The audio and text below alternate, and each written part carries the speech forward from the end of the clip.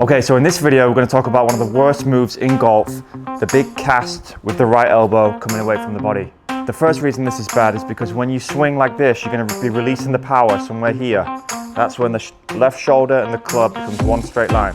And then the second reason is this just kills your low point. So you end up, because you're releasing it early, your low point ends up much earlier. So then you have to make a compensation slide. You're going to hit fat shots, thin shots, high shots, no power. Okay, let's get into it. Okay, so if I was going to teach this casting move to somebody, I would tell them in the backswing, I want you to bend your right arm as much as possible so that then you can push it away in the downswing. So if we can undo this, I would want you to have no more than 90 degrees right arm bend. So when you swing to the top, you want to feel like you've got enough width so that when you come down, you can no longer push anymore because you're already pushed out. But if you're bent behind, you've got a lot of space now to push away and throw the club out.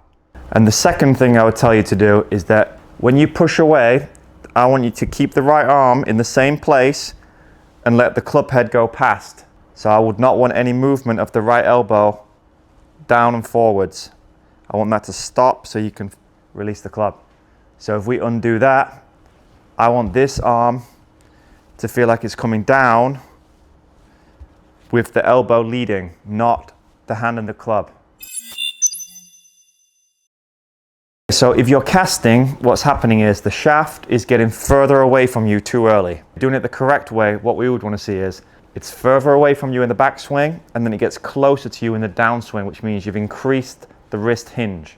Okay, so if we understand this principle, you'll be able to feel better when you do cast the club. I want you to hold the club in the middle of the shaft and I want you to move your hands away from you and try and maintain the same angle of the shaft parallel to the ground. So when you go further away, you're going to see that the angle here gets closer, and then as I move down, I haven't changed any angle of the club. All I've done is just move my hand closer. So this will be the opposite of a cast. We're doing the same thing, but here now. So I'm going to try and get this pretty close to my arm, just like it was here. And then I'm going to feel like I can pull down, and then that angle gets bigger. And this is something I want you to drill over and over again at home. Now when you're doing this, from this angle you can see this drill. We're doing the same thing on this angle, pretty much pointing on the ball line. So if a laser came from here and the ball was on this line, we don't want it pulling down in this angle, exactly on the ball line. So wide, pull it down. Once you get a feel for that with one hand, use two hands. So you can do the same thing. You can feel the wide, pull it down. There's the opposite of the cast. No push out motion. And then do the same thing in this position.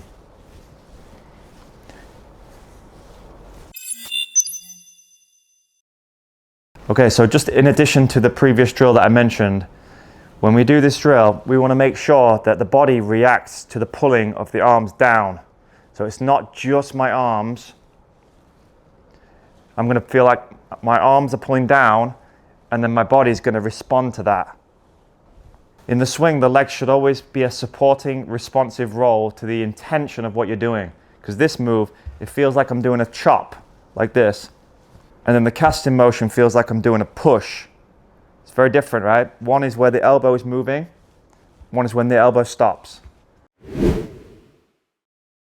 Okay, so this is how I want you to do the reps at home. So I want you to look into the mirror, down the line. I want you to have a ball line so you know where the swing plane should be. And I want you to just do the backswing, and then you're going to do a pump drill where you feel like you're coming down, and it's almost like you're chopping with your arm here. You're going to feel like the club shaft is going to point towards the ball, and the checkpoint would be that the club shaft is between your shoulder and your elbow. Not over it, not under it. Okay, so chop towards the ball.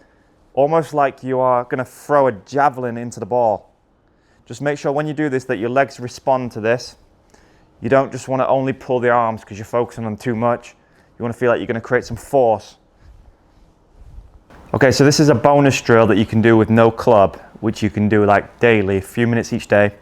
Just put your left hand against your elbow Now, if you did your old move where you throw and cast, you'd move away from there.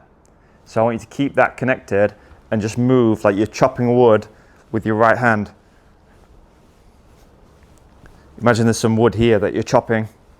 Your whole body's going to respond. And because your elbow is touching your hand, that means it's moving because the left shoulder's moving. So that's going to force you to feel this as opposed to this. Wrong, right. Okay, so this movement will not work if your hands are super high in the backswing, because now you can't go out anymore because you're already out. So actually from here, you can actually feel like you pull down and your right shoulder is going to go under, and then you're going to end up shallowing in this way, and then you're going to flip through the ball.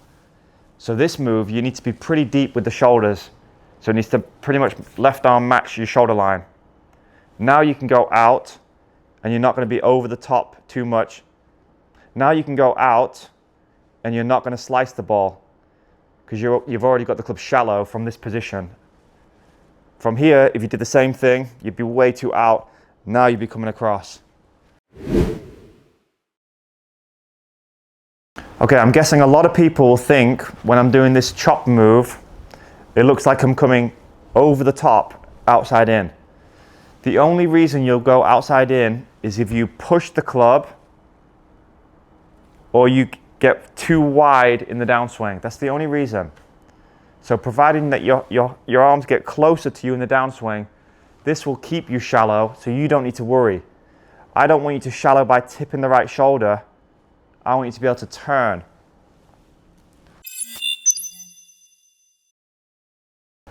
Okay, so if you want to practice this at the range, hitting balls, I recommend you do 2 or 3 pumps, then hit the ball. 1, 2, 3. When you do first try and change this, if you're somebody who's pulled down and behind you, the first 2 pumps you'll do it pretty well.